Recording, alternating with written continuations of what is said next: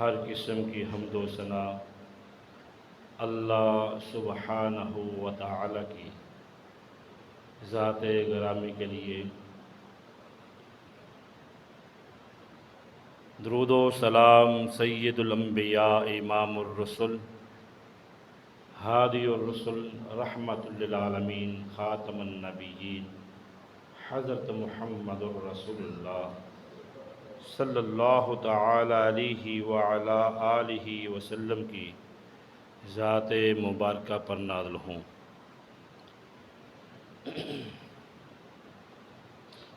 گزشتہ جمعۃ المبارک میں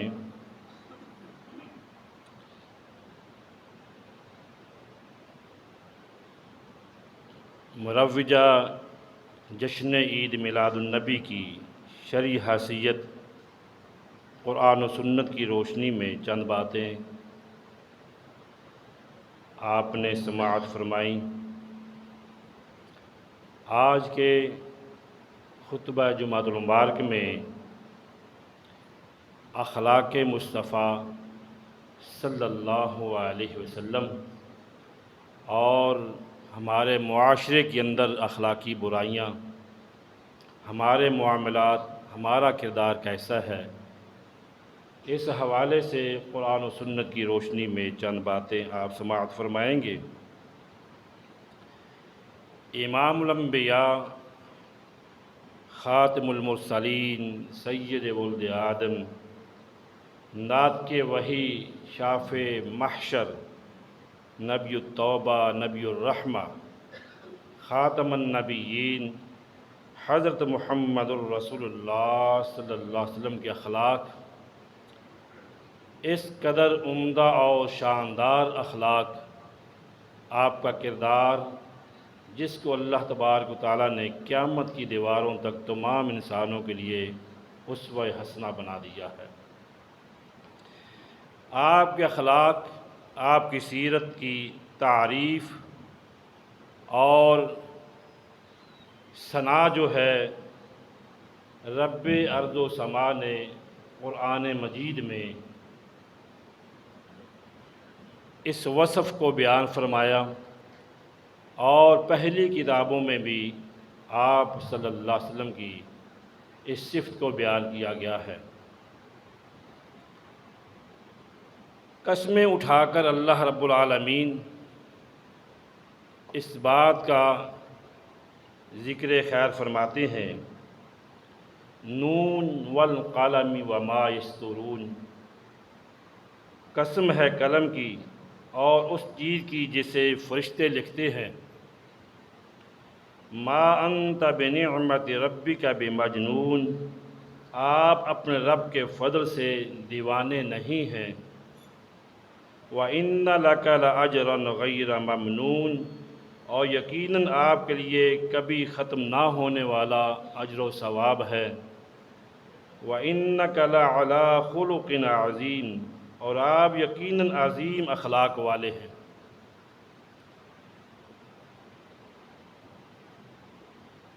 اخلاق کا ایک وہ مفہوم ہے جو ہم نے سمجھ رکھا ہے کہ انسان کے مزاج، اس کا رویہ، دائیں بائیں اور آگے پیچھے بسنے والے لوگوں کے ساتھ اس کے مزاج کیسے ہیں، اس کے رویے کیسے ہیں، بلکہ انسان کی تمام تر خلق و اخلاق کا جو مفہوم ہے بڑا ہی وسیع ہے۔ انسان کی تمام عادتیں، سونا جاگنا، اٹھنا بیٹھنا، بولنا اور سننا، کھانا پینا، کاروبار، تجارت، محنت مزدوری، لین دین، معاملات زندگی، خوشی غمی، انفرادی زندگی، ازدواجی زندگی، اجتماعی زندگی، سب میں اخلاق شامل ہوتا ہے۔ صرف ایک ہی شعبہ کے ساتھ اس کو منسلک کرنا یہ خیانت ہے۔ اس کا وسیع مفہوم ہے کہ تمام شعبہ زندگی میں انسان کا رویہ اور اس کے مزاج کیسے ہیں۔ یوں سمجھیے کہ اللہ رب العزت نے یہ آیہ مبارکہ جو قرآن مجید میں سورۃ القلم میں ارشاد فرمائی ہے، وَإِنَّكَ لَعَلَىٰ خُلُقٍ عَظِيمٍ، یہ آپ صلی اللہ علیہ وسلم کی سیرت طیبہ کی ایک ایک لمحے اور ایک ایک پہلو کی عظمت اور فضیلت کو بیان کرتی ہے کہ آپ صلی اللہ علیہ وسلم کا رویہ گھر میں کیا تھا، باہر کیا تھا، معاملات میں کیسے تھے، خوشی غمی میں کیسے تھے، لین دین کے معاملات میں آپ کے اوصاف حمیدہ کیا تھے۔ تو تمام شعبہ زندگی میں آپ صلی اللہ علیہ وسلم کو انسانوں کے لیے اسوہ حسنہ قرار دیا گیا ہے۔ تو آپ کا جو اخلاق اللہ تبارک و تعالیٰ نے عظمت والا، شان والا اور تمام لوگوں سے اعلیٰ و عرفہ کیوں بنایا ہے، اس کے بارے میں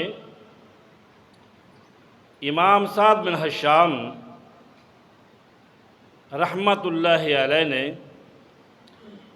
حضرت عائشہ صدیقہ رضی اللہ تعالی عنہا سے سوال کیا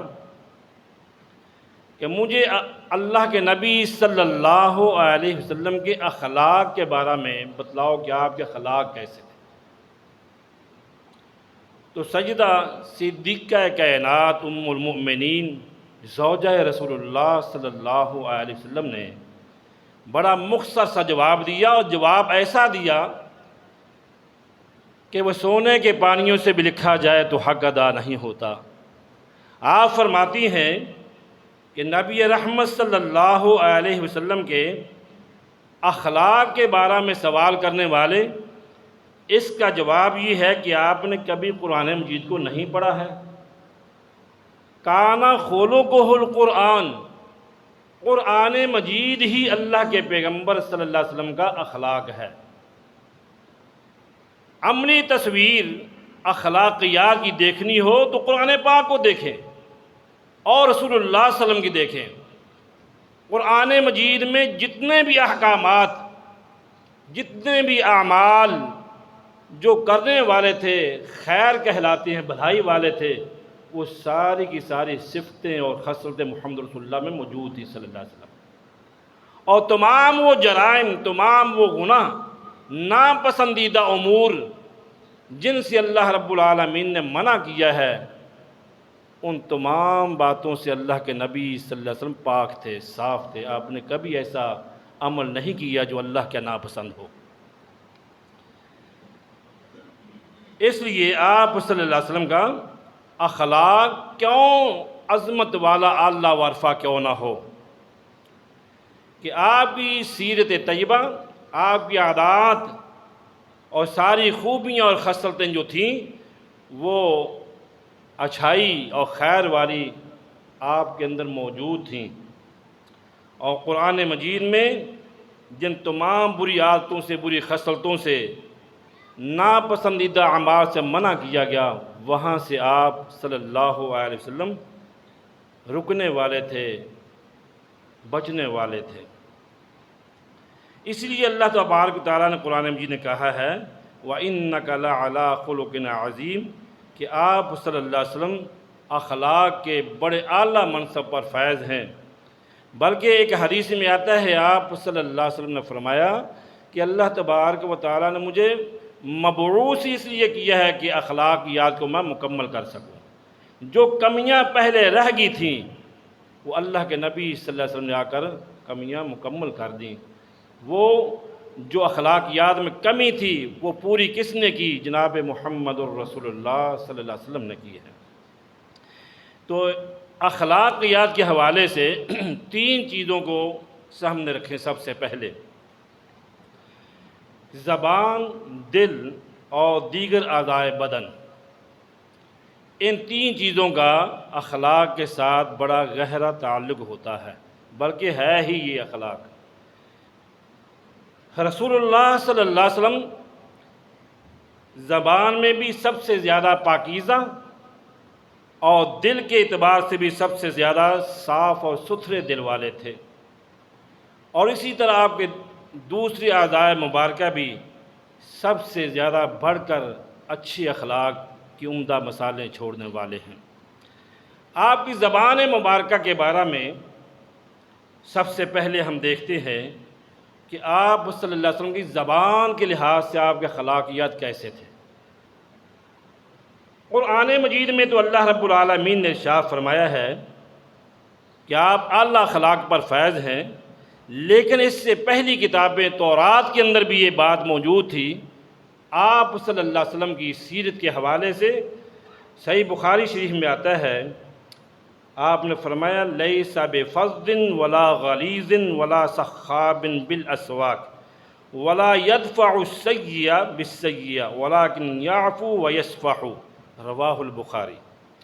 آپ صلی اللہ علیہ وسلم زبان کے اعتبار سے بد اخلاق نہ تھے، آپ کا رویہ مزاج کبھی بھی ایسا نہیں ہوا کہ آپ زبان دراز ہوں، نعوذ باللہ، زبان میں سختی پائی جاتی ہو، زبان سے فحش گفتگو آپ کرتے ہوں، بد کلامی کرتے ہوں، اور فرمایا کہ نہ ہی آپ سخت مزاج تھے، نہ بد اخلاق تھے نہ سخت مزاج تھے۔ یہ تورات کا حوالہ ہے کہ آپ کی زبان سے کبھی بد کلام نہیں ہوئے، فحش گوئی نہیں کی، تبرہ بازی نہیں کی، زبان درازی نہیں کی، کسی کی عزت نفس کو مجروح نہیں کی اپنی زبان سے۔ اس کے ساتھ ساتھ آپ اپنے مزاج کو بھی دیکھتے جائیں کہ ہم نے اس پیغمبر کا کلمہ پڑھا ہے جس پیغمبر کا اخلاق پوری انسانیت میں سب سے بلند و بالا ہے۔ کیا وہ کوئی جھلک ہمارے اندر بھی کوئی موجود ہے؟ کیا وہ کوئی خوبی، کوئی صفت ہم نے کوشش کی اپنے اندر پیدا کرنے کی؟ فرمایا ولا غلیظ ولا سخاب، نہ ہی آپ بازاروں میں اونچی آواز سے بات کرنے والے تھے، بازاروں میں ناجائز گھومنا، بازاروں میں ناجائز جانا بے مقصد، اور بازاروں میں جا کر فحش گوئی کرنا، غیر اخلاقی حرکات و سکنات کا حصہ بننا، کبھی بھی ایسا نہیں ہوا۔ یہ تورات کے اندر یہ خوبی آپ کی بیان کی گئی ہے۔ اور عاشق رسول، محب رسول اپنے آپ کہلانے والوں کا پچھلا یہ ہفتہ دیکھیں، جس پیغمبر کی ولادت کا جشن منا رہے ہیں، اس پیغمبر کی سیرت طیبہ کو کس طرح وہ اپنا رہے ہیں، کس طرح اس کا جنازہ نکال رہے ہیں۔ غیر مسلم دیکھنے والا کہتا ہے یہ تربیت ہے رسول اللہ صلی اللہ علیہ وسلم کی امت کی، یہ رویے تمہارے، یہ اخلاق ہیں، لوڈیاں ڈالتے رہو، بے پردی، فحش گوئی اور ناچ گانا، موسیقی، تمام تر جرائم جو ہیں وہ آپ صلی اللہ علیہ وسلم کے ولادت کا نام لے کر ہم خود کرتے ہیں۔ اللہ کے پیغمبر علیہ السلام کی ایسی تعلیمات نہیں ہیں۔ وَلَا يَدْفَعُ السَّيِّئَ بِالسَّيِّئَ، تو آپ صلی اللہ علیہ وسلم نے کبھی بھی برائی کا جواب برائی سے نہیں دیا ہے، برائی کا جواب برائی سے نہیں دیتے تھے، بلکہ وَلَٰكِنْ يَعْفُو وَيَصْفَحُ، بلکہ آپ معاف کر دیتے اور درگزر کرتے تھے۔ یہ آپ کی اوصاف حمیدہ، آپ کی صفات، آپ کی سیرت طیبہ قرآن مجید سے پہلے تورات میں یہ بیان ہو چکی ہے کہ ایک ایسا پیغمبر آنے والا ہے جس کی یہ خوبیاں ہوں گی، جس کی سیرت یہ ہوگی صلی اللہ علیہ وسلم۔ تو جناب انس رضی اللہ تعالیٰ فرماتے ہیں جنہوں نے 10 سال تک اللہ کے پیغمبر کے گھر میں خدمت کی ہے، 10 سال کو معمولی عرصہ نہیں ہے، بہت بڑا عرصہ ہے۔ فرماتے ہیں 10 سال میں نے اللہ کے نبی صلی اللہ علیہ وسلم کی تربیت میں گزارے، آپ کے گھر خادم بن کر رہا۔ تو فرماتے ہیں لم یکن رسول اللہ صلی اللہ علیہ وسلم فاحشا ولا لعانا ولا سبابا کان یقول عند المعتبۃ ما لہ طرب جبین، کہ رسول اللہ صلی اللہ علیہ وسلم فحش گو نہ تھے، گندی گفتگو نہ کرتے، نہ لعنت کرنے والے تھے، کسی کو لعنتی نہیں ٹھہراتے تھے، نہ گالی گلوچ دیتے تھے۔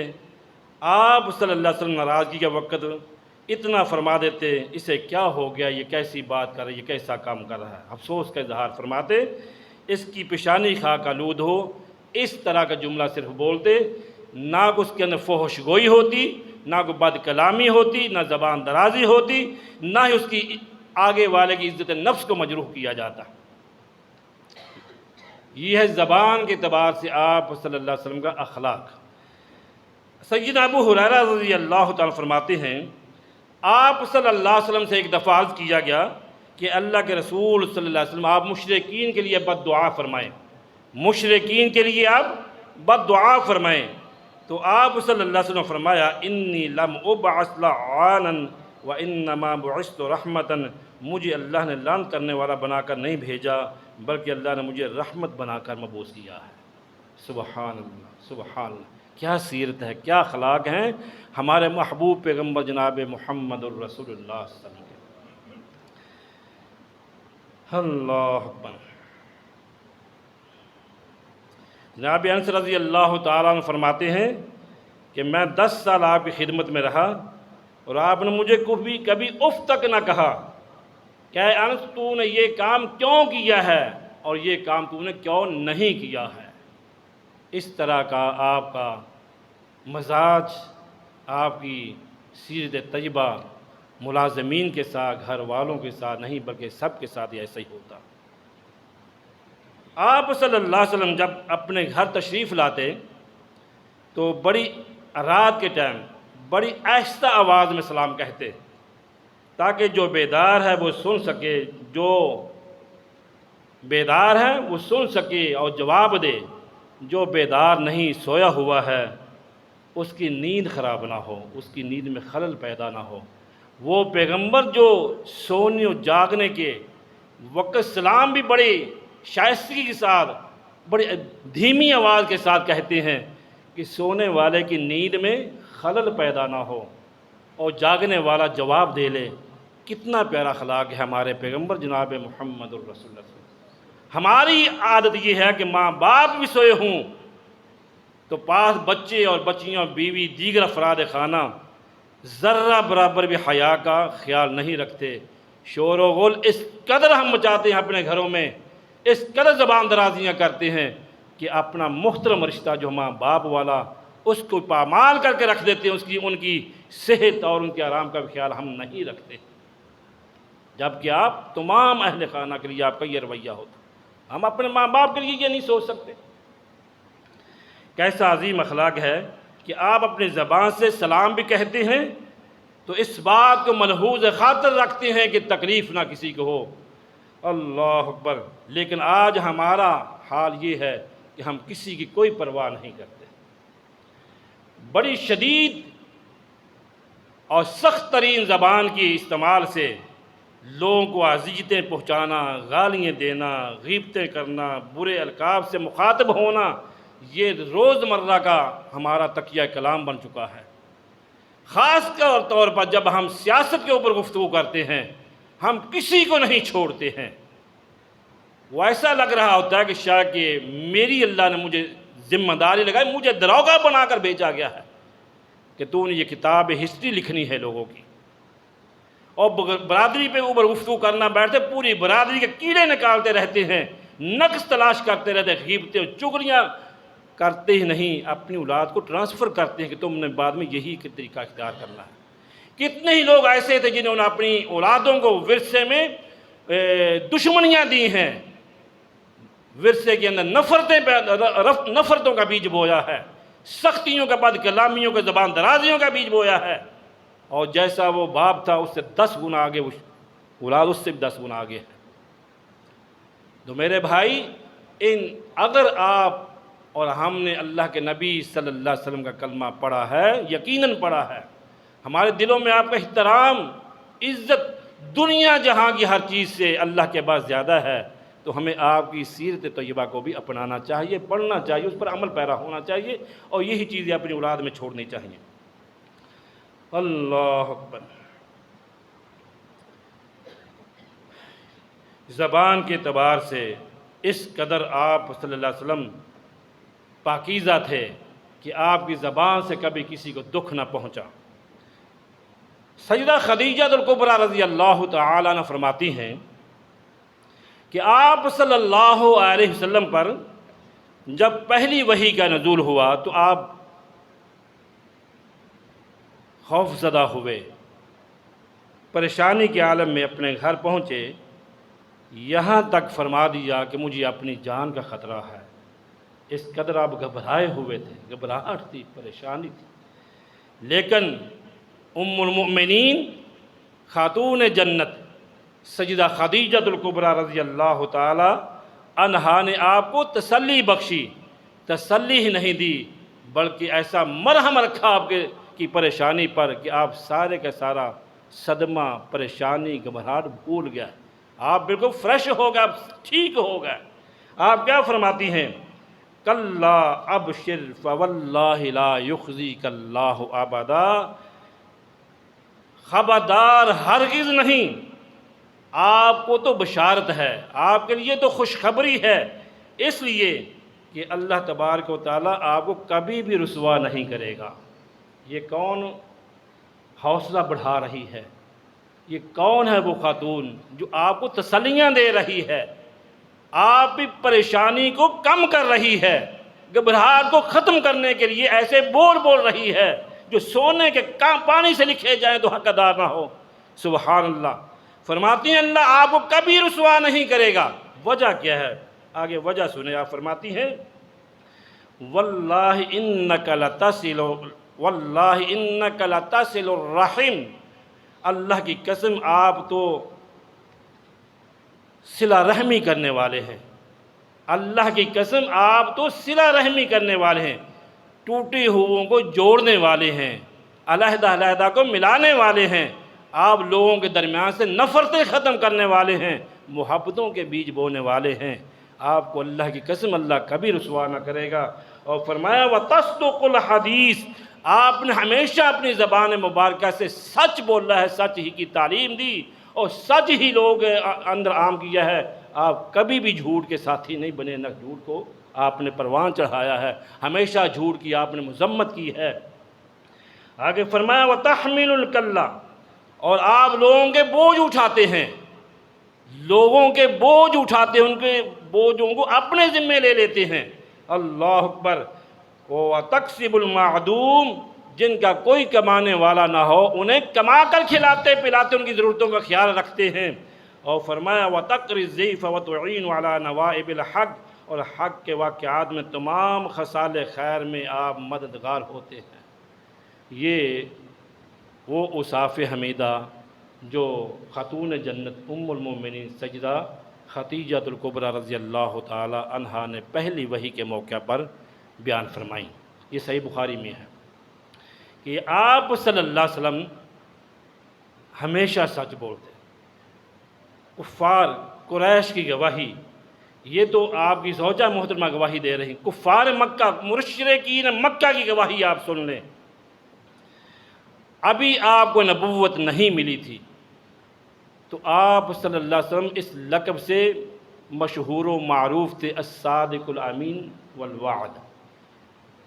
یہ سچ بولتے ہیں، امانت دار ہیں، خیانت نہیں کرتے، صادق الوعد ہیں، وعدے کے سچے، امانت کے سچے، کردار کے سچے ہیں۔ یہ مشرکین مکہ آپ صلی اللہ علیہ وسلم کو نبوت ملنے سے پہلے کی آپ کی یہ خوبیاں بیان کرتے ہیں۔ کیا یہ خوبیاں ہمارے اندر بھی موجود ہیں؟ فَاتَّقُوا اللَّهَ مَا اسْتَطَعْتُمْ، کوشش تو انسان کرے کہ جتنا میں جرائم سے گناہوں سے بچ جو مجھے بچنا چاہیے۔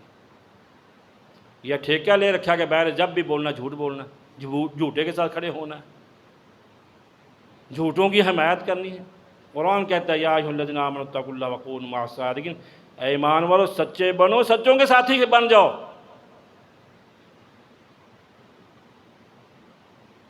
جب آپ صلی اللہ علیہ وسلم پر یہ آیت نازل ہوئی وَأَنذِرْ عَشِيرَتَكَ الْأَقْرَبِينَ، آپ نے اپنے رشتہ داروں کو ڈرائیں، دین سے آگاہ کریں، اس کا مطلب یہ ہے تو آپ نے اپنی برادری کو صفا پہاڑی پہ چڑھ کر قریش کو پکارا، جو آپ کے پاس پہنچ گئے وہ پہنچ گئے، جو نہ پہنچے انہوں نے اپنے نمائندے بھیجے۔ تو آپ صلی اللہ علیہ وسلم وہاں پہ ایک بات کہی کہ اگر میں تمہیں اس بات کی خبر دوں کہ اس پہاڑی کے پیچھے سے گھوڑ سواروں کی ایک فوج تم پر حملہ کرنے والی ہے تو کیا تم میری بات کی تصدیق کرو گے؟ وہ کہنے لگے ہاں، ہم مانیں گے، جو آپ نے کہا وہ سچ ہے، جو آپ نے بتلایا وہ سچ ہے۔ تو آپ فرماتے ہیں پھر بتلاؤ کیا خیال ہے میری اس بات کے بارے میں؟ کہنے لگے ما جربنا علیک الا صدقا، یہ بھی صحیح بخاری کے الفاظ ہیں کہ اے محمد صلی اللہ علیہ وسلم، ہم نے جب بھی آپ سے سنا تو ہمیشہ سچ ہی سنا ہے، آپ ہمیشہ سچ بولتے ہیں۔ تو اسی موقع پہ آپ نے فرمایا تھا پھر کہو قولوا لا الہ الا اللہ تفلح العرب والعجم، کہ اللہ کے علاوہ کوئی عبادت کے لائق نہیں۔ یہ سچے کی طرف سے ایک سچا پیغمبر اعلان کر رہا ہے، اور اس کے اندر کوئی جھوٹ نہیں ہے۔ اس کلمے کو پڑھ لو، اس پر عمل پیرا ہو جاؤ، عرب و عجم کی بادشاہتیں تمہارے قدموں میں ہوں گی۔ آج امت جگہ جگہ پہ جوتے کھا رہی ہے، جگہ جگہ پر رسوائی کا سب اٹھا رہی ہے۔ کتنے ہی مسلمان ملک جو ہے یہود و نصارہ کے آگے بلی کی طرح کچھ نہ کر پائے۔ عراق، لبنان، شام، فلسطین، برما، کتنے ہی مسلمان یہ ریاستیں ہیں، اور حال ہی میں پرسوں قطر پہ بھی حملہ ہوا۔ مسلمان ہم وہ رہے نہیں ہیں، ہم نے کلمے کو چھوڑ دیا، وحدانیت کو چھوڑ دیا ہم بٹے ہوئے ہیں اپنے مسائل کے اندر۔ اتفاق و اتحاد دور دور نظر نہیں آتا امت مسلمہ میں۔ ہم نے کلمے کو چھوڑا اور ہر جگہ پہ مار پڑ رہی ہے، رسوا ہو رہے ہیں، مذاق بنے ہوئے۔ ہم نے سمجھا غیر مسلم طاقتیں یہ ان کو تحفے تحائف دینے سے یا ہم ان سے ہر کام کروا لیں گے۔ جو رب تعالیٰ نے بات کہی کہ یہود و نصارہ تمہارے کبھی بھی دوست نہیں ہو سکتے، وَلَن تَرْضَ عَنْكَ الْيَهُودُ وَلَا النَّصَارَىٰ حَتَّىٰ تَتَّبِعَ مِلَّتَهُمْ، یہ کبھی بھی تمہاری خیر خواہی میں نہیں بولیں گے۔ جب تک تم ان کی آرزوؤں کو پورا کرتے رہو گے یہ سر ہلاتے رہیں گے۔ تحفے بھی دیے، طیارے بھی دیے، فحش قسم کا استقبال بھی کیا، کیا ان سے جا نکلا؟ تماچے پڑے، پوری امت کی رسوائی ہے اس میں۔ ہمیں اپنے پیغمبر صلی اللہ علیہ وسلم کی باتوں پہ اور اللہ کی باتوں پہ یقین کرنا چاہیے، اسی منہج پہ کھڑا ہونا چاہیے۔ صلح حدیبیہ کے موقع پر نبی کریم صلی اللہ علیہ وسلم بادشاہ ہرقل کو ایک خط لکھا، جس خط کے اندر یہ تحریر تھی کہ اسلام قبول کرنے کی انہیں دعوت دی گئی تھی۔ اسی وقت ان کے پاس قریش مکہ کا ایک وفد بھی پہنچ چکا تھا، تو ہرقل نے ابھی تک وہ خط پڑھا نہیں تھا، کھولا نہیں تھا۔ تو اس نے قافلہ کے سربراہ جو ان کے پاس پہنچے ہوئے تھے، اس میں ابو سفیان بن حرب بھی تھے روم میں۔ اللہ اکبر! نبی کریم صلی اللہ علیہ وسلم کے بارے میں جو اس نے سن رکھا تھا، سفیان بن حرب سے سوال کیا گیا کہ اس پیغمبر کے بارے میں بتلاؤ جنہوں نے نبوت کا دعویٰ کیا ہے۔ ابھی تک یہ ابو سفیان مسلمان نہ تھے، لیکن انہوں نے ہرقل کو دیانتداری کے ساتھ جوابات دیے۔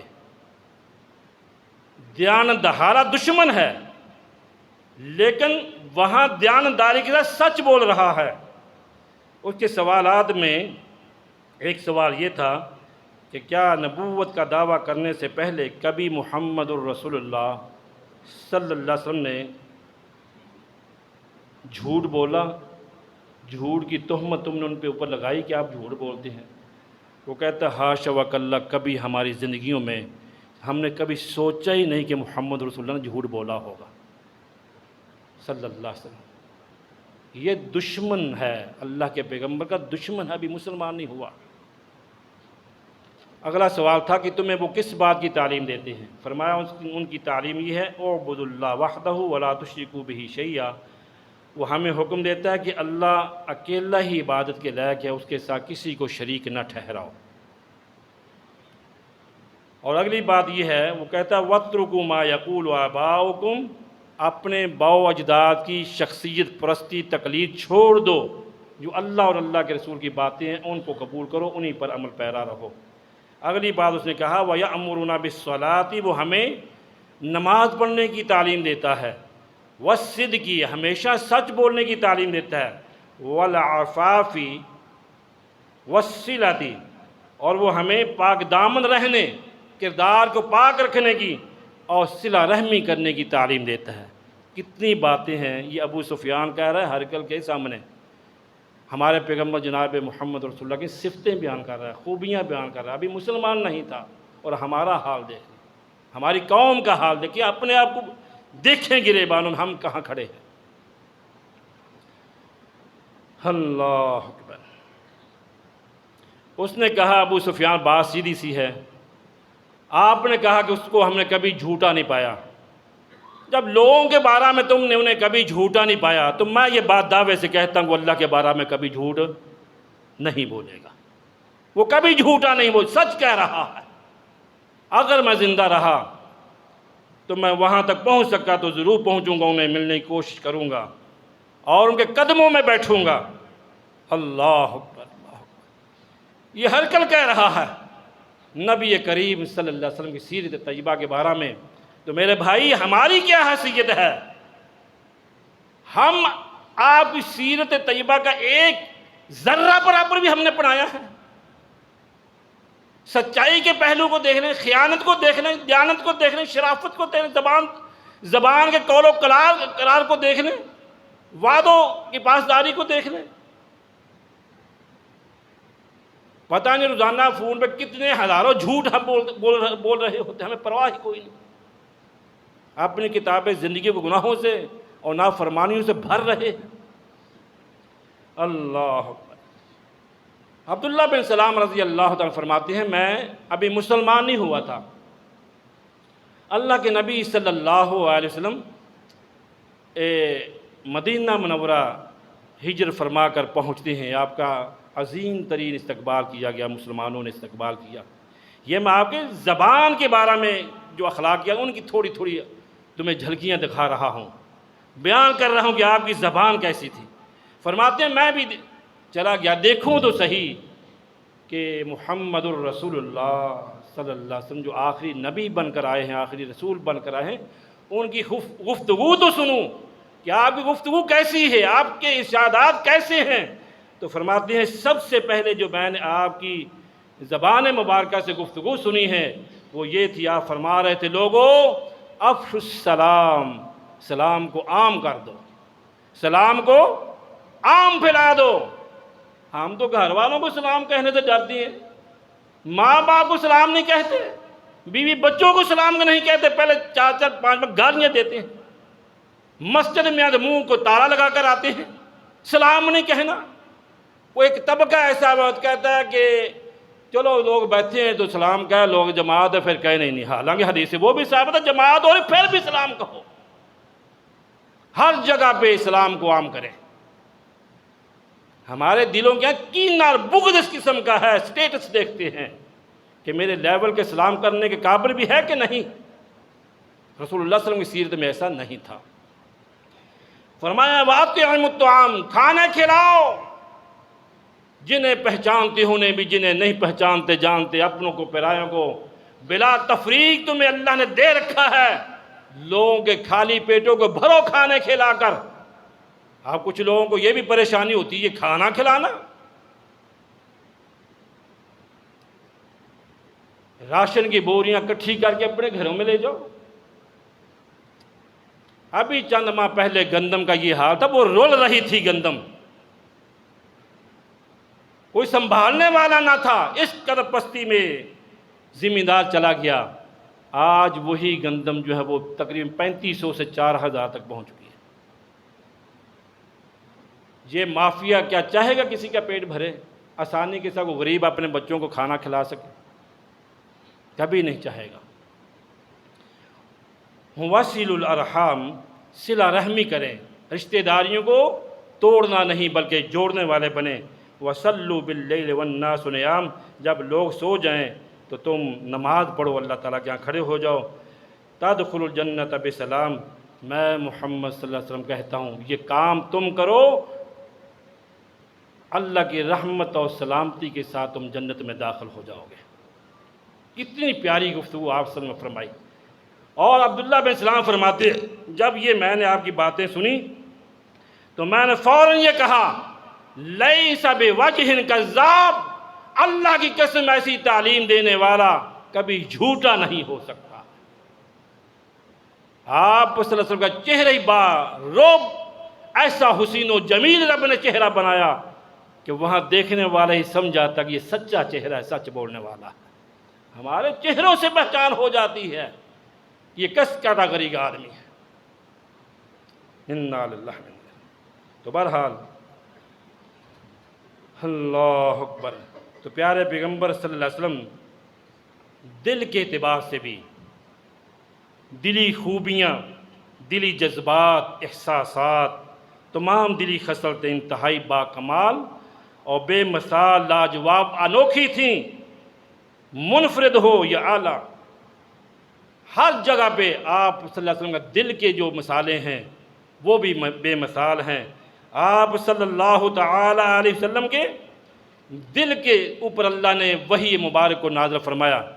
نبی ہمیشہ وحی کا متبع ہوتا ہے، وحی کی پیروی کرتا ہے، اور اللہ نبی کی سیرت جو ہے، نبی کا اخلاق جو ہے وہ بھی وحی کے ساتھ جڑا ہوا ہوتا ہے۔ آپ دل کی تمام قسم کی بیماریوں، خصلتوں سے پاک تھے۔ آپ کا دل مبرہ اور پاک تھا، نہ حسد تھا آپ کے دل میں، نہ بغض تھا آپ صلی اللہ علیہ وسلم کے دل میں، نہ کینہ تھا، نہ بزدلی تھی، نہ بخل تھا، نہ حرص و طمع و لالچ تھا دنیا کا۔ آپ کا دل پاک تھا۔ اللہ نے آپ کے دل کی بھی خوبیاں بیان فرمائی ہیں قرآن مجید میں۔ اللہ اکبر، ہمارے دل اس قدر بنجر ہیں، گناہوں سے لت پت ہیں، حسد سے بھرے ہوئے ہیں، فیملیوں دوستوں کے بارے میں کینہ دلوں میں اتنا ہے، بغض دلوں میں اتنا ہے، اور بزدلی ہمارے دلوں کے اندر اتنی ہے، بخیلی اتنی ہے کہ اس کی مثالیں ہی دیں جتنی بھی دی جائیں اتنی ہی کم ہے۔ لیکن تمام جرائم سے محمد الرسول اللہ صلی اللہ علیہ وسلم کا قلب اطہر پاکیزہ تھا، پاک تھا۔ اسی طرح آپ کے دیگر اعضائے جسم جو ہیں، آپ کی زبان سے، آپ کے دل سے، آپ کے ہاتھ سے کسی کو تکلیف نہ پہنچ سکی، کبھی انتقام نہ لیا، بلکہ جب آخر کا وقت آیا، دنیا سے جا رہے موت کا وقت ہے، آپ نے ایک جگہ پہ فرمایا لوگوں میں نے کسی کے اوپر ظلم کیا ہو، محمد حاضر ہے، بدلہ لے سکتے ہو، میں حاضر ہوں، بدلہ لے سکتے ہیں۔ اپنے جسم کو پیش کیا۔ ایک آدمی نے کہا ہاں ہاں فلاں غزبے پہ آپ سیدھی صفیں کر رہے تھے، آپ نے چھڑی کے ذریعے مجھے سیدھا کیا تھا۔ لوگ کہنے لگے کیسا آدمی ہے؟ آپ نے فرمایا آپ بدلہ لے سکتے ہیں، لیکن بدلہ کیا لینا تھا؟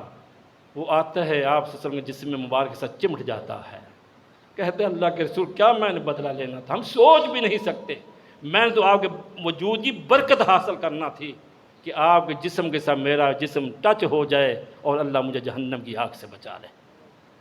اللہ بے شمار درود و سلام اور رحمت نازل فرمائے جناب محمد الرسول اللہ صلی اللہ علیہ وسلم پر۔ اللہ آپ کی سیرت طیبہ، اوصاف حمیدہ اللہ ہمیں بھی اپنانے کی توفیق عطا فرمائے۔ نبی کریم صلی اللہ علیہ وسلم اخلاقیات کے اعلیٰ منصب پر فائز تھے۔ آپ صلی اللہ علیہ وسلم فرمایا فرائض کے بعد جس آدمی کے اخلاق اچھے ہوئے، میری امت کا بہت بڑا حصہ جو ہے اچھے رویے، اچھے مزاج، اچھے اخلاق کی وجہ سے جنت کا وارث بن جائے گا۔ بہت بڑا حصہ ایسا بھی ہوگا جو بد اخلاقی، بد کلامی، فحش گوئی، گندے اخلاق کی وجہ سے جہنم میں چلا جائے گا۔ اس لیے اللہ ہمیں اپنے مزاج میں، اپنے رویوں میں، اپنے اخلاقیات کے اندر بہتری لانے کی توفیق عطا فرمائے۔ یہ موضوع چلتا ہے آپ صلی اللہ علیہ وسلم کے تقریباً 10 اوصاف حمیدہ جن کا تعلق اخلاقیات کے ساتھ ہے، انشاءاللہ آئندہ خطبات میں آپ سماعت فرمائیں گے۔ میری گلی میں میرے ہمسائے ہیں، ہمسائے تھے طاہر خان صاحب، وہ چند ماہ پہلے اللہ کو پیارے ہو گئے، فوت ہو گئے۔ اللہ تعالیٰ ان کی قبر کو جنت کا باغیچہ بنائے، اللہ ان کی بشری خطاؤں پہ درگزر فرمائے۔ ان کا بیٹا ہے چھوٹا، وہ سیریس بیماری میں اور کافی یہ تکلیف میں ہے، بیمار ہے، جن سے ان کا جسم جو ہے وہ کام کرنا چھوڑ گیا ہے، خون کی تبدیلی کی کرنے کے باوجود بھی کوئی بہتری کی طرف نہیں آ رہا مسئلہ۔ یہ بچہ تقریباً 18-20 سال کا ہے، نوجوان ہے، 3 بھائی ہیں۔ اس بچے کے لیے خصوصی طور پہ دعا کی درخواست ہے، اللہ اپنی رحمت سے اس بچے کو بھی اور ہمارے تمام پیاروں کو صحت کاملہ عطا فرمائے۔ اللہ تمام بیماروں کو صحت کاملہ عاجلہ نافع عطا فرمائے۔ ایک بھائی مجھے بتا رہے تھے کہ وہ فروغ اسپتال میں داخل ہیں، وہ کینسر کے مریض ہیں، اللہ انہیں بھی صحت عطا فرمائے۔ ہمارے جتنے بھی بڑے بزرگ حاجی صغیر صاحب ہیں، جتنے بھی ہیں، محبوب بھائی میرے دوست، ان کا بیٹا بیمار ہے اسماعیل، تمام بیماروں کو اللہ صحت کاملہ عاجلہ نافع عطا فرمائے اور ہر طرح کی بیماریوں سے اللہ تعالیٰ شفا عطا فرما دے۔ اسی طرح فوت شدگان اہل ایمان کے اللہ تعالیٰ بخشش فرمائے، جو سیلاب میں یا کسی بھی حالت میں دنیا سے رخصت ہوئے ایمان والوں کے اللہ مغفرت فرما دے، اللہ ان کو اعلیٰ علیین میں اللہ مقام دے، تواہقین کو اللہ صبر دے، بے گھروں کو اللہ گھر دے، جو سلام متاثرین ہیں اللہ ان کو صبر دے، تحمل دے، بردباری دے، اور اللہ تعالیٰ ان کو محتاجیوں سے بچائے، اللہ ان کو اپنے روزگار اور عزت کے روزگار عطا فرمائے، اور جو بھی تنظیمیں اس مسئلے میں تعاون کر رہی ہیں، بھرپور اپنا کردار ادا کر رہی ہیں، اللہ تمام تنظیموں کو، تمام جو رفقا ہیں، اللہ ان کی محنتوں کو قبول و منظور فرمائے، اور اللہ حکومت وقت کو بھی اس کی پاسداری کرنے کی توفیق عطا فرمائے، بڑھ چڑھ کر جو ہے لوگوں کی خدمات کو اپنے حصے میں نہ ڈالے، بلکہ اپنا ریاست کے ماں ہوتی ہے، ماں ہونے کا کردار ادا کرے، اپنا کردار پیش کرے، تاکہ دنیا دیکھے کہ یہ حکومت یہ ذمہ داری نبھا رہی ہے، حکومت اپنے عوام کے ساتھ یہ حسن سلوک کر رہی ہے، نہ کہ آج تک تو ہمیں تقریباً پرائیویٹ سیکٹر کے اندر تنظیم میں مذہبی جماعتیں ہی نظر آ رہی ہیں، جن کے بارے میں آپ کہتے ہیں مولوی حضرات کیا کرتے ہیں، مولوی حضرات کیا کرتے ہیں۔ یہ دیکھیں اب مولوی حضرات مساجد مدارس کے ائمہ خطباء طلباء کس قدر قوم کی خدمت میں ہیں اور خدمت کر رہے ہیں۔ اللہ تمام جوانوں کی زندگیوں میں، صحتوں میں، رزق میں خیر و برکت عطا فرمائے، اور اس گھڑی میں اللہ تعالیٰ ان کی کاوشوں کو قبول و منظور فرما دے اور اللہ بخشش کا سبب بنا دے۔ آخری بات یہ ہے کہ ایک بھائی نے یہ لکھا ہے کہ اسامہ تارک آج کل پریشان ہے، جو بھی اس بھائی کو پریشانی ہے اللہ تعالیٰ اس پریشانی کو رفع فرما دے۔ ایک بھائی مجھے کہہ رہے تھے غائبانہ نماز جنازہ کسی عزیز کی، غائب ہے 1-2 ماہ کے بعد ہم غائبانہ نماز جنازہ پڑھا دیتے ہیں، دعا بھی کرتے ہیں کہ جتنے ایسے لوگ جن کو موحدین کا جنازہ نہیں ملتا ہے یا ان کا جنازہ تسلی بخش نہیں ہوتا ہے تو ہم پڑھا دیتے ہیں، لیکن ہر جمعہ یہ ذرا مشکل کام ہوتا ہے، ٹائم پہلے ہی اتنا زیادہ ہو جاتا ہے، تو اللہ تعالیٰ سے دعا اللہ تمام فوت شدگان کی بخشش فرمائے، اللہ تعالیٰ ان کی قبروں کو جنت کی بہاریں عطا فرمائے۔ سبحان ربک رب العزت عما یصفون وسلام علی المرسلین والحمد للہ۔